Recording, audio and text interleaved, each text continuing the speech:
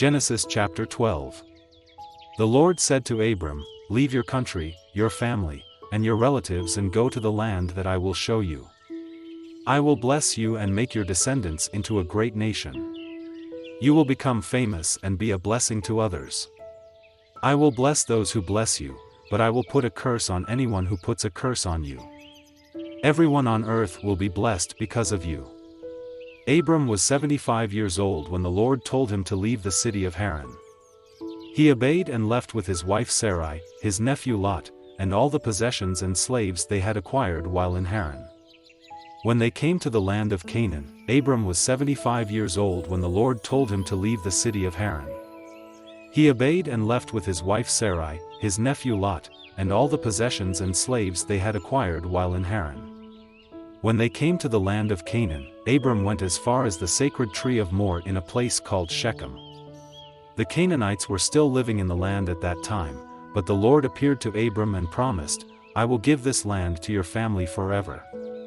Abram then built an altar there for the Lord.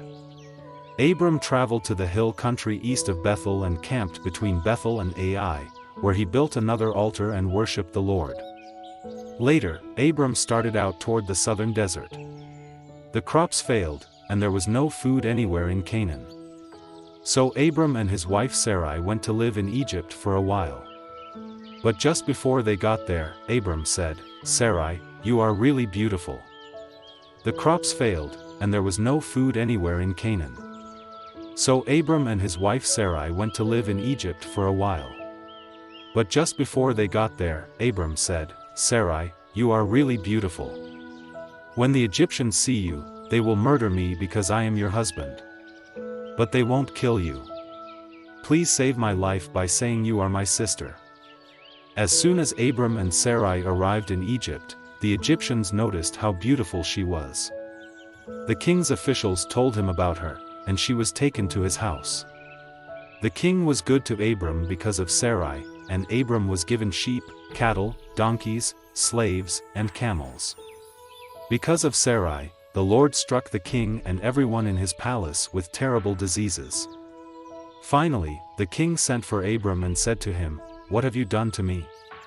Why didn't you tell me Sarai was your wife? Why did you make me believe she was your sister?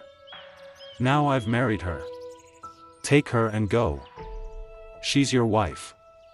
So the king told his men to let Abram and Sarai take their possessions and leave.